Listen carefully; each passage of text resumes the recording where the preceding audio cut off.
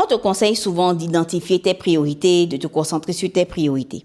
Mais c'est quoi, en fait, concrètement? Je vais t'expliquer en prenant mon propre exemple. Tout simple. Dans 8 jours, j'anime un webinaire. Et 2 heures de formation, ça demande beaucoup de préparation. Le contenu, la structure, les exercices, la présentation. Bref, c'est un gros morceau. Et à côté de ça, j'ai tout le reste à gérer. Mes clients en coaching, l'entreprise à faire tourner, les mails, la compta et évidemment la création de contenu. Et c'est là que ça devient intéressant. Certaines choses doivent passer automatiquement au second plan pour faire de la place à cette préparation. Et pour moi, c'est la création de contenu, les vidéos. C'est pour ça que cette semaine, par exemple, j'ai publié 4 ou 5 vidéos au lieu de 7 ou 8 en temps normal. Parce qu'il faut faire un choix. Ce n'est pas que créer du contenu n'est pas important. Au contraire, ça reste essentiel pour mon activité.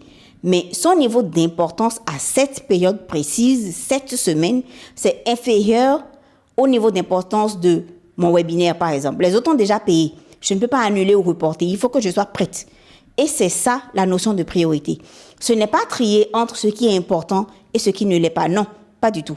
C'est se dire, parmi toutes les choses importantes que j'ai à faire, qu'est-ce qui doit passer en premier là, maintenant, aujourd'hui, cette semaine ou bien ce mois-ci? Parce que si tu veux tout mettre au même niveau d'importance, tu vas te cramer. Tu vas avoir l'impression de courir partout et de n'avancer sur rien du tout. En fait, tu ne vas nulle part. La priorité, ce n'est pas ce qui compte le plus dans ta vie en général.